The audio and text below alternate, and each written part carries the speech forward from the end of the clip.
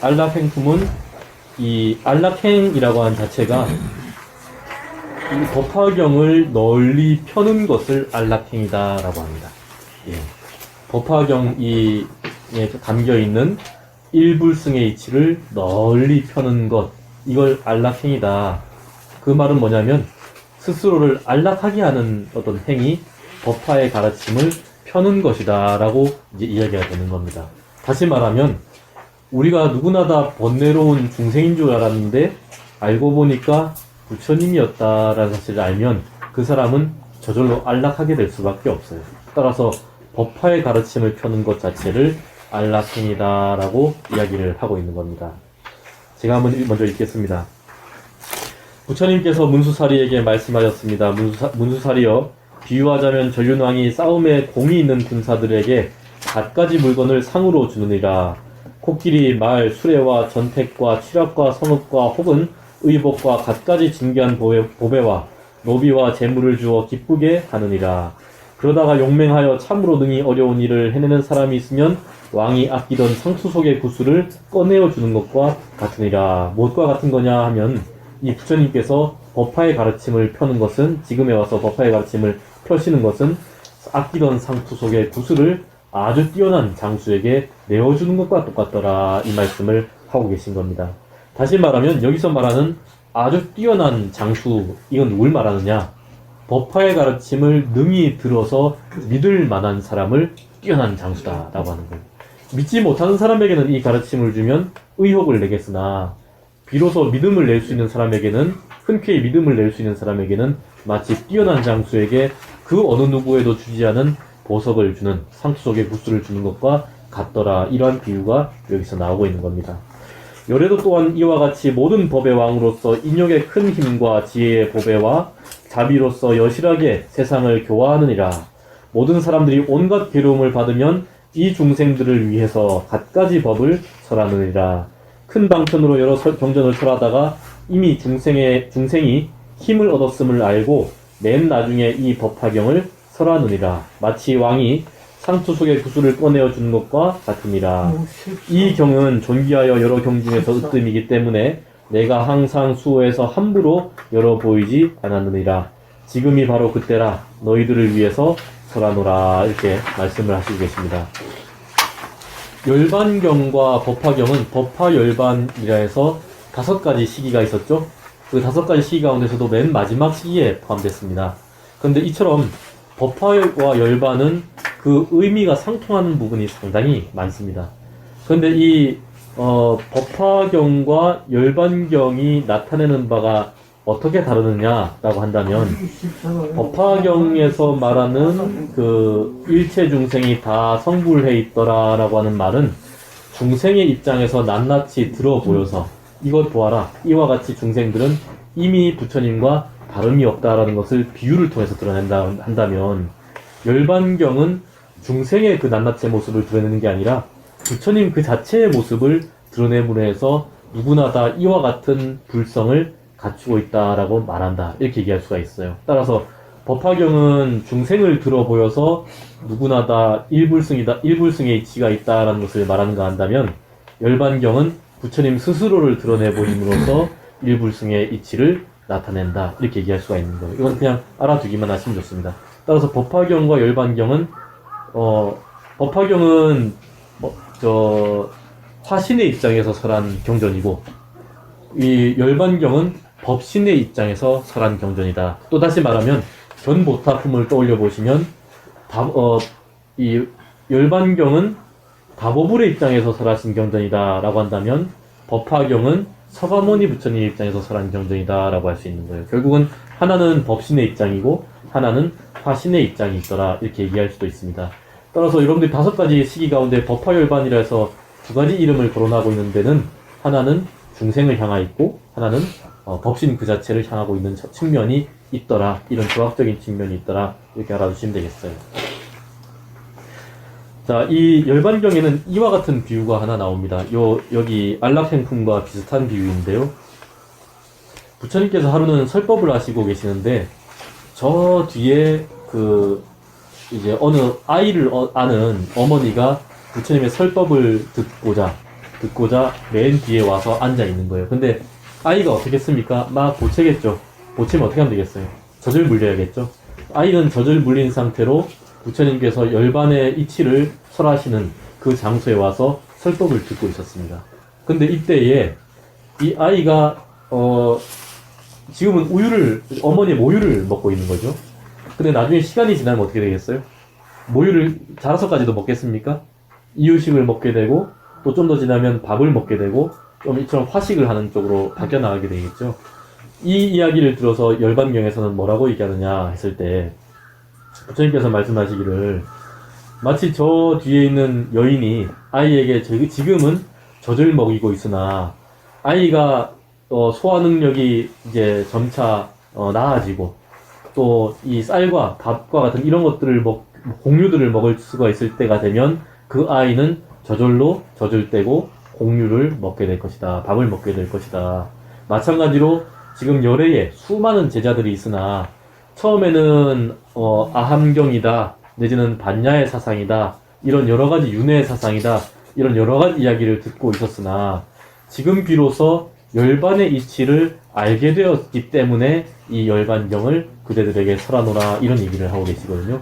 마찬가지로 제자들이 과거에는 그걸 소화할 능력이 없었기 때문에 부처님이 설하지 않으셨던 것이고 지금에 와서는 그걸 능히 소화할 능력이 있으니까 열반의 깊은 이치를 설하는 것처럼 이 안락행 품에서도 과거에는 상투 속에 구슬을 내어준 것과 같이 뛰어난 장수가 아닌들에게는 이 상투 속에 구슬을 주어도 그 귀함을 알지 못하지만 뛰어난 장수에게는 비로소 감추어 두었던 이 장수가 왕이 지니고 있던 구슬을 내어준 것 같은 이치가 법화경을 설하는 이치와 동일하다 이 말씀을 하고 있는 품이 안락행품이다 이렇게 보시면 되겠어요. 이해되시죠? 예. 모든 그 부처님의 가르침은 시기에 맞는 설법을 하고 계십니다. 따라서 한 사람에게 맞는 설법은 또 다른 사람에게 맞지 않는 경우는 그 각각마다 인연이 성숙하는 시기가 다 다르기 때문이에요. 그래서 불교는 이쪽에서는 이렇게 말하고 저쪽에서는 저렇게 말하는 듯하게 보이지만 이는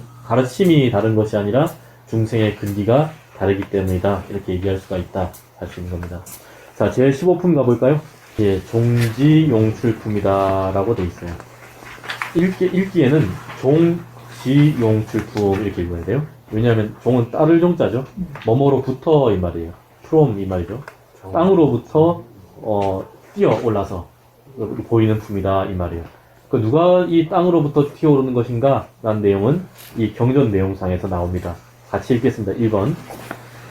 그때 부처님께서 사방에서 온 여러 보살들에게 이르셨습니다. 그만 두어라.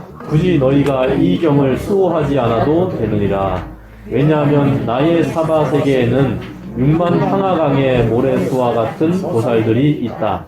그 하나하나의 보살마다 또 각각 6만 황하강의 모래수와 같은 권속이 있다. 이 모든 사람들이 내가 열반한 후에 이 경을 수호해 지니며 독송하고 널리 설할 것이기 때문이니라. 부처님이 이 말씀을 하실 때 사바세계의 삼천대천세계의 땅이 다 진동하여 갈라지고 그 속에서 한량없는 천만억의 보살들이 동시에 솟아올라 왔습니다.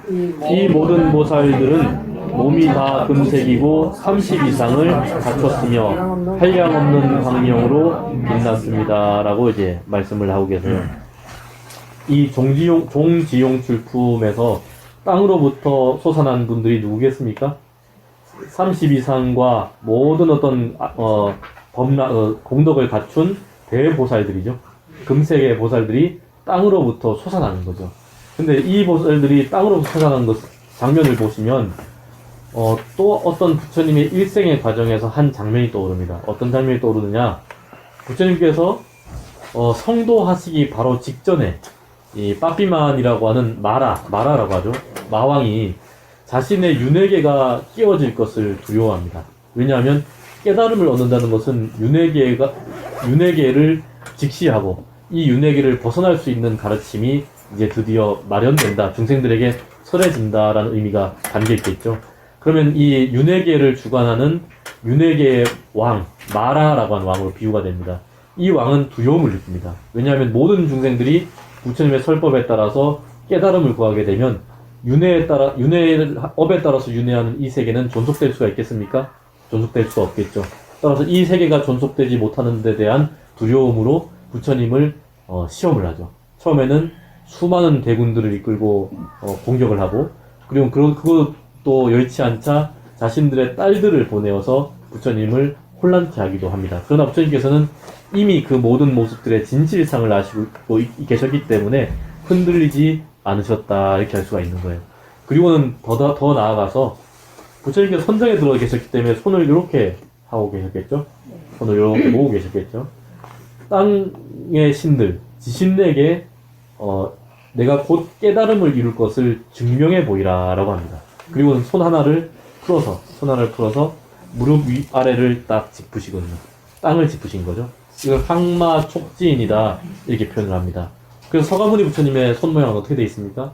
왼손은 단전에 오른손은 무릎을 덮은 모양을 갖추고 있죠. 이게 항마 촉지인이에요. 선정에 든 상태에서 땅의 모든 신들에게 내가 곧 깨달음을 이미 얻었음을 증명해 보이라 라고 하자 일제히 땅으로부터 땅의 신들이 일어나서 부처님께 경배를 하거든요. 그 모습을 보고 이 윤회계의 왕인 마왕 빠삐마는 두려워서 도망을 가버립니다. 그리고 부처님께서는 성도를 하시게 되죠. 이 내용이 벽화에도 보면 여러 벽화에서도 많이 나오거든요. 그러면 왜 하필 신들이라는 것이 나무에도 신이 있을 것이고 약샤라고 하는 신들이 있을 것이고 또는 천상에 공중에도 신들이 있겠지만 왜 하필 부처님은 지신에게 이 모든 걸 증명해 보이려 했느냐, 이런 의문이 들 수 있지 않습니까? 이 땅이라고 하는 것은 여러 가지 의미를 가집니다. 불교에서. 그래서 과거의 선종에서는 심지라는 말을 쓰기로 심지, 마음 심자에 땅지자를 써서 심지다라는 말을 썼어요. 이 마음이라는 것은 깨달은 마음도 있겠지만은 번뇌로운 마음도 분명히 있죠. 이 마음 안에는 번뇌와 깨달음이 항상 공존하고 있습니다. 수행해서 깨달은 사람의 마음 속에는 물론 깨달음의 요소가 더 많겠지만은 중생의 입장에서는 번뇌의 모습들이 좀 더 많이 있겠죠.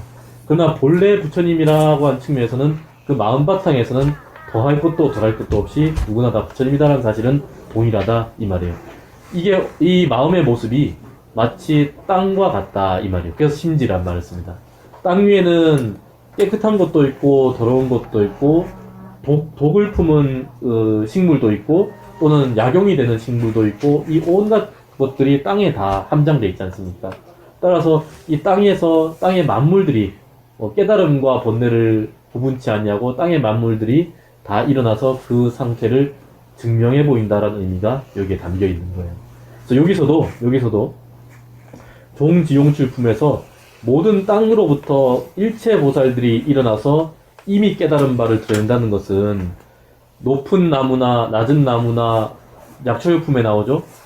또는 큰 나무나 작은 나무나 풀이나 돌이나 모든 것들이 다 관계없이 평등하게 깨달아 있더라라고 하는 의미가 여기에 담겨 있습니다. 따라서 이 대지의 보살, 큰 땅에 있는 모든 큰 보살들이 땅으로부터 일어났다라고 하는 것은 일체 중생이 평등하게 이미 깨달아 있었다라고 하는 측면을 드러내 보이는 모습이다. 그런 비유가 여기에 담겨 있다라고 이해하시면 되겠어요. 이해되십니까?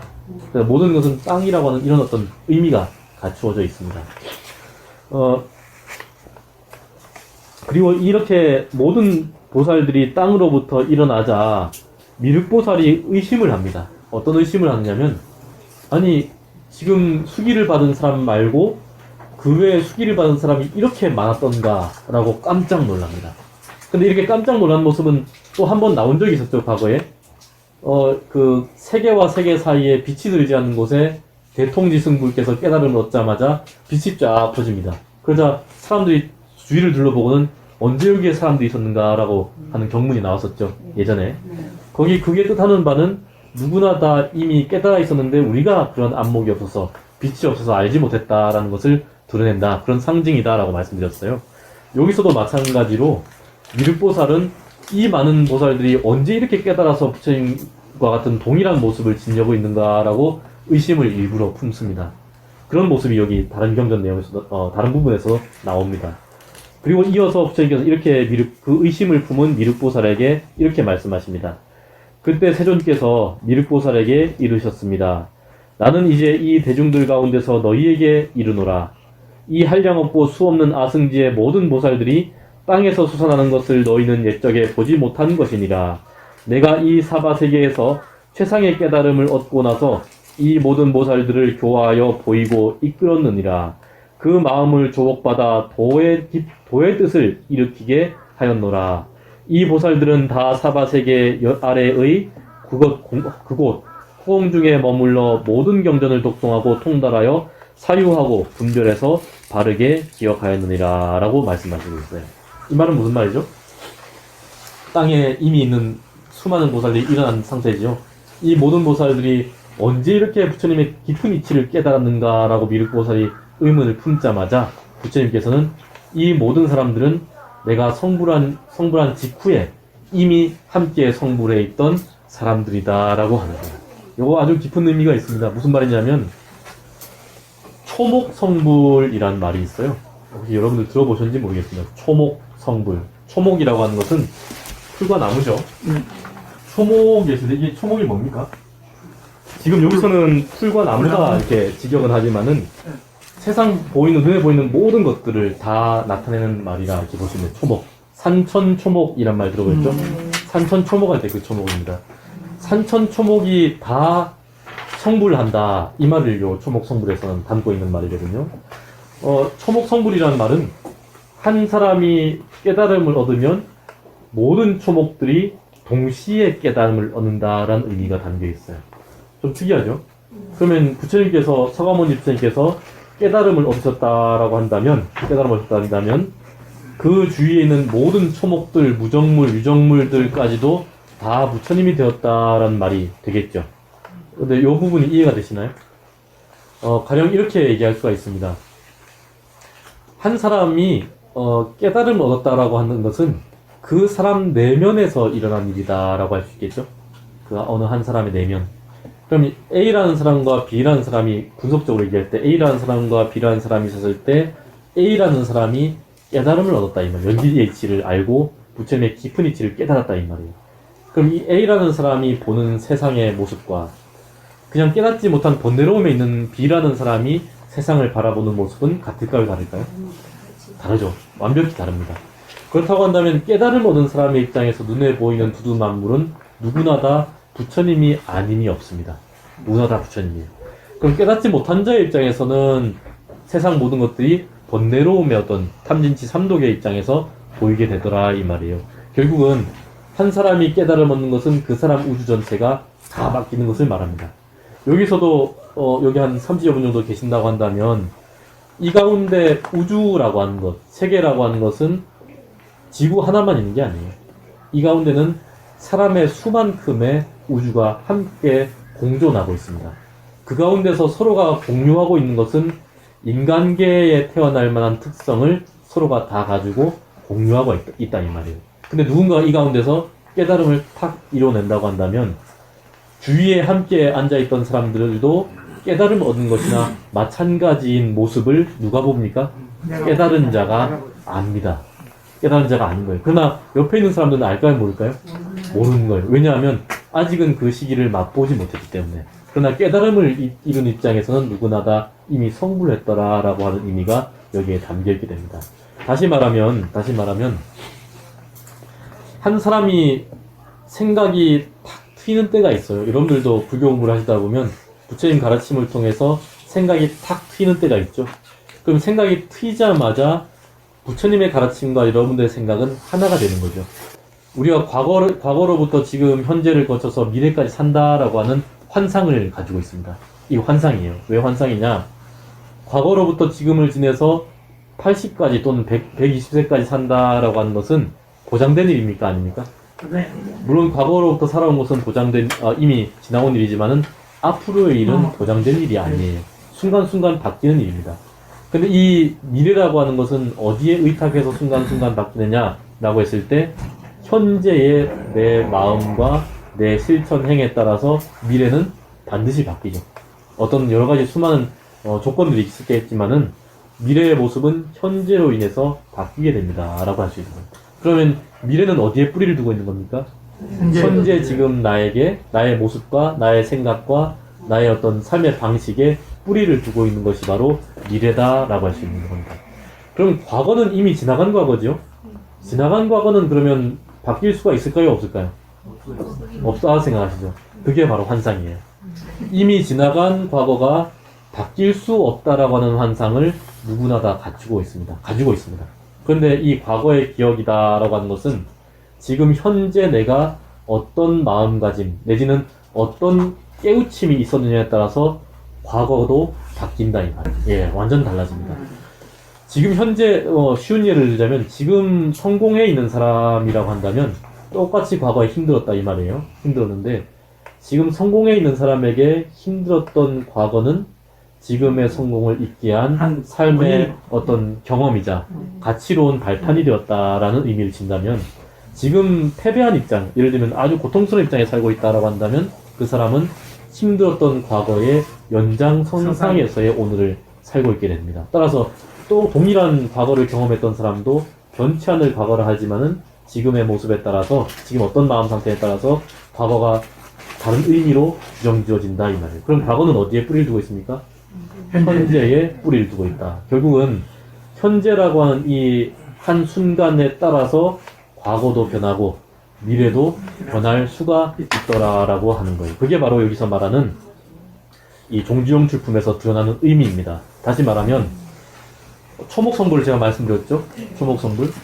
지금 이 자리에서 깨달음을 딱 얻으면 삼라만상의 산천초목이 다 성불한다는 말은 비록 이 자리에 이 공간에서 깨달음을 얻었는데 사방 모든 두두만물이 다 깨달음을 얻는 거잖아요.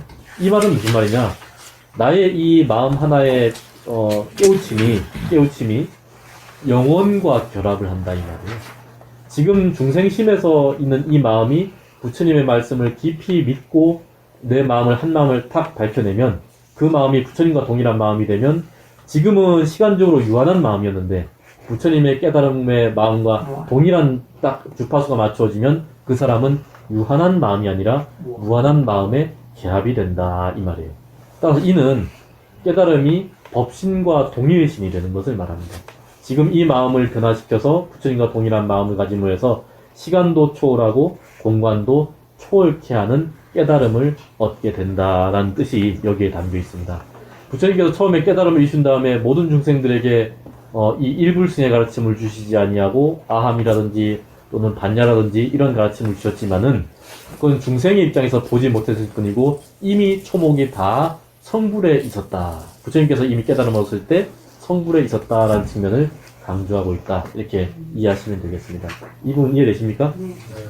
결국은 우리가 그 불교를 진행한다는 것은 중생이라고 하는 유한한 마음을 돌려서 부처님이라고 하는 무한한 마음으로 가는 것이고 또 지금 이 한생이라고 하는 중생의 한생에서 그치지 않고 부처님의 무량수 부처님의 그 수명에 다가가는 행동이 불교를 공부하고 마음을 넓히는 일이더라 이렇게 얘기할 수가 있게 되는 겁니다. 그래서 이어서 보시면 뒤에 열애 수량품이 드디어 나오게 됩니다. 예, 무량수불이라는 데서 이미 말씀을 한번 드린 적이 있었습니다. 부처님의 수명은 무량하다 이 말씀을 드렸었어요. 이 무량한 부처님의 수명에 결합해서 우리의 인식도 유한하고 번뇌롭고 형식에 갖춰져 있는 틀이 아니라 그 틀을 깨고 부처님의 무한한 자비, 무한한 법신에 나아가는 것이 바로 이 열애 수량품입니다. 같이 읽어볼까요? 1번. 그때 부처님께서 여러 대중들에게 이르셨습니다. 모든 선남자야, 너희는 열애의 참된 말씀을 믿고 이해할지니라. 모든 선남자야, 너희는 열애의 참된 말씀을 믿고 이해할지니라. 모든 선남자야, 너희는 열애의 참된 말씀을 믿고 의지할지니라. 세상 사람들은 말하기를 지금 서가모니 부른 석가족의 궁전을 나와 가야성에서 멀지 않은 도량에 앉으시어 세상의 깨달음을 얻었다고 합니다. 그러나 내가 실로 성불한 지는 한량없고 가히 없는 나이타 법이었느니라. 사람들이 생각하기에 부처님은 지금 서가모니 부처님께서 고타마 시타르타라는 사람의 몸으로 이번 생에 부처님이 되셨다라고 보았지만 그런 모습을 부처님께서는 보였지만 그러나 부처님은 비로소 이미 나유타급 전에 깨달음을 이루어 있었다라는 사실을 여기서 말씀하시는 겁니다. 결국은 이는 부처님께서 깨달음을 얻으셨다라고 하지만은 깨달음과 더불어 초목이 모두가 성불하였다라고 니치에서는 누구나 다 이미 깨달음을 이루고 있었다라는 사실을 드러내 보이는 말씀이다. 이렇게 보시면 되겠습니다. 선남자야, 내가 연등불의 일을 말하고 또 그가 열반에 들었다고 말하였으나 그것은 모두 방편으로 한 말이었느니라. 연등불이 누구겠습니까? 연등불? 예, 연등불은 부처님께 수기를 주셨던 분이시죠. 어느 부처님께요? 서가모니 부처님을 수기한 분이 연등 부처님이에요. 예, 과거에 수메다라고 하는 어느 한 수행자가 있었어요. 이 수메다가 부처님께서 이제 지금 세상은 아닌 거죠. 다른 우주의 세상이었던 거예요.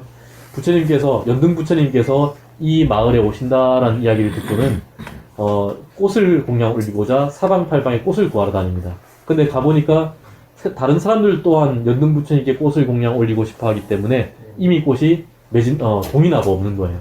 근데 그때 구리라고 하는 어느 여인이 있었는데 그 여인이 꽃 7송이를 들고 있는 것을 보고 나에게 꽃을 모두 다 준다고, 한 송이라도 준다고 한다면 내가 나중에 그대와 깊은 어떤 인연을, 깊은 어떤 부처님의 뜻을 그대에게 알려주겠소라고 얘기하거든요.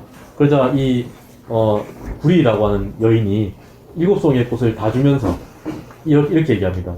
그러지 마시고 다음 생인가 언젠가 당신이 깨달음을 잃게 된다고 할지라도 저와 한생 삽시다라고 얘기하거든요.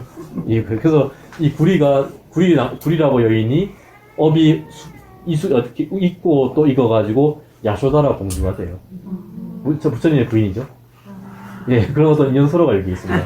연등 부처님 당시 때에 그 구리라고 하는 여인이 수메다라고 하는 그 수행자에게 꽃을 준 인연으로 부처님과 야쇼다라는 서가모니 부처님께서 되셨던 그 일생에 부부의 연을 맺고 태어나게 되더라. 결국 그 수메다는 약속을 지킨 것이 되는 것이죠. 그렇게 되는 이야기가 있어요.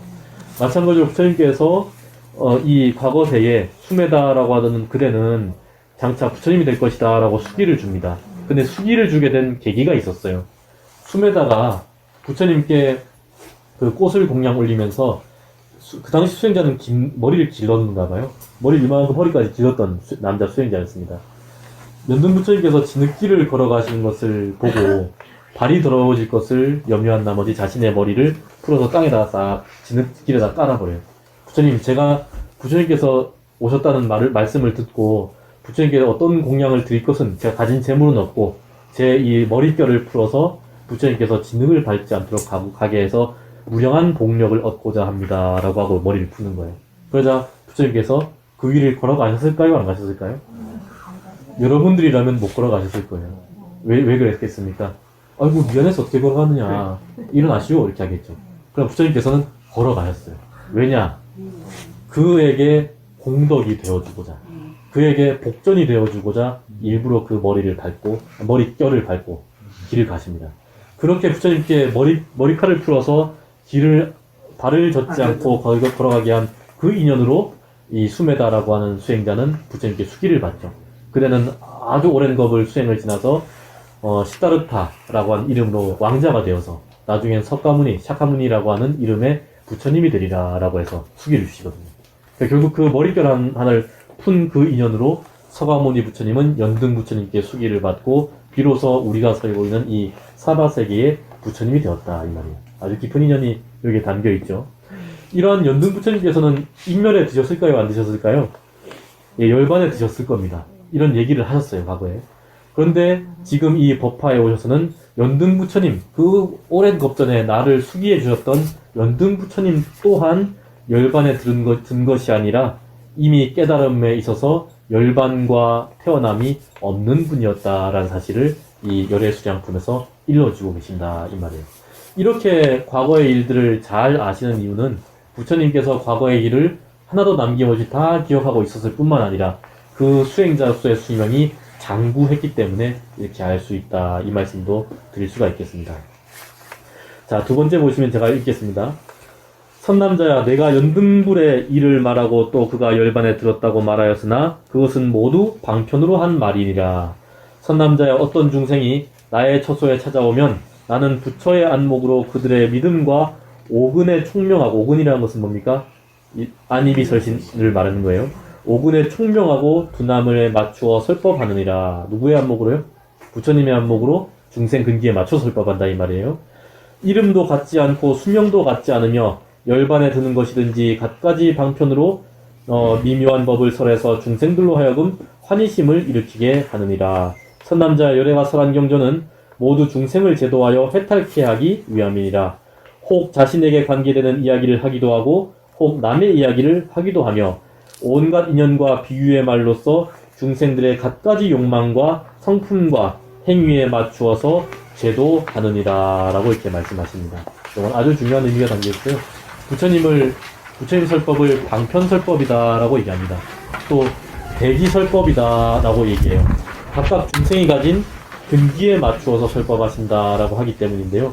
아마 부처님께서 이 땅에 계셨다고 한다면 이렇게 설법하지 않으시고 중생 각각이 찾아오면 그 찾아오는 자에 맞게 설법을 아마 주셨을 것이다 라고 판단이 됩니다. 하나 더 읽겠습니다. 부처님이 말씀하셨습니다. 마치 의원이 좋은 방편으로 정신을 잃어버린 아들들을 고치려고 당신은 살아있는데도 죽었다고 말하지만 그것을 거짓이라고 할 수는 없습니다 라고 이렇게 말하고 있죠. 이거 아주 중요한 의미가 하나가 있어요. 여러분들 그 7가지 비유가 이 법화경에 나온다라고 저번 시간에 말씀드렸습니까? 그 가운데 7번째 비유가 의자유였죠. 의사의 아들의 비유다. 의사인 아버지가 아들이 병이 든 것을 알고 그에게 약을 먹게끔 합니다. 근데 아이들이 좀처럼 약을 먹으려 하잖아요. 왜냐하면 약은 쓰기도 하고 또 아버지가 옆에 이미 계시기 때문에 지금 약을 먹지 않는다 하더라도 언젠가는 아버지가 나를 낫게 해주겠거니 라고 생각하는 겁니다. 그리고 지금 당장 이 병을 고치고 싶은 아버지의 입장에서는 아이들이 약을 먹기 싫어하는 것이 내심 걱정이 되시겠죠? 그럼 어떤 방편을 부처님께서 쓰셨느냐? 내가 지금 이 의사인 아버지가 나는 이미 죽었노라 라고 다른 사람을 통해서 아이들에게 이야기를 하게 합니다. 그리고는 그 아이들이 먹지 않던 약을 방 한켠에 두는 거예요. 비유해서. 그래서 아이들이 처음에는 아버지가 옆에 계신다는 걸 알고는 언젠가는 뭐 먹어도 되겠지라고 생각했는데 지금 아버지가 돌아가셨다는 얘기를 딱 듣자마자 아이고 아버지가 이렇게 우리에게 약을 주셨는데 지금이라도 그 그리움에 따라서 지금이라도 이 약을 먹어야겠구나 라고 하고는 먹게 된다 이 말이에요. 따라서 서가모니 부처님께서 열반의 모습을 보이신 것은 지금의 중생들이 부처님에 대한 깊은 믿음을 내지 못하고 부처님의 가르침을 깊이 믿지 못하는 것을 우려해서 누구나 다 이와 같이 목숨을 마치고 마는 존재들이다 라고 하는 그 가르침을 육신으로서 내어 보이신 거예요. 부처님은 돌아가시지 않는 분이신데 인멸하시지 않는 분이신데 중생 누구나 다 인멸에 이르게 된다라고 하는 그 가르침을 육신으로서 내어 보이고자 스스로 짐짓 죽음의 모습을 내어 보셨다라고 하는 것이 이 부처님의 열반의 이치가 여기에 담겨 있는 겁니다. 이해되십니까? 그러면 여러분들이 지금 부처님께서는 열반하셨다라고 한다면 더욱더 간절하게 그 당시에 수행자들은 더 열심히 했었겠죠? 그러나 지금도 마찬가지로 부처님이 열반하신 줄 알았는데 지금 부처님께서는 열반하지 않으셨다라고 한다면 그 안도감으로 부처님에 대한 깊은 믿음을 더 강하게 낼 수가 있게 된다 이 말이에요. 그래서 부처님께서는 열반하신 것이 아니다. 방편으로 육신설법을 보이신 것이다 라고 말하는 것이 바로 이 내용이 되겠습니다. 이해되십니까? 예, 이렇게 이야기를 해서 오늘 수업은 여기까지 하는 게 좋겠습니다. 네, 이상으로 마치겠습니다.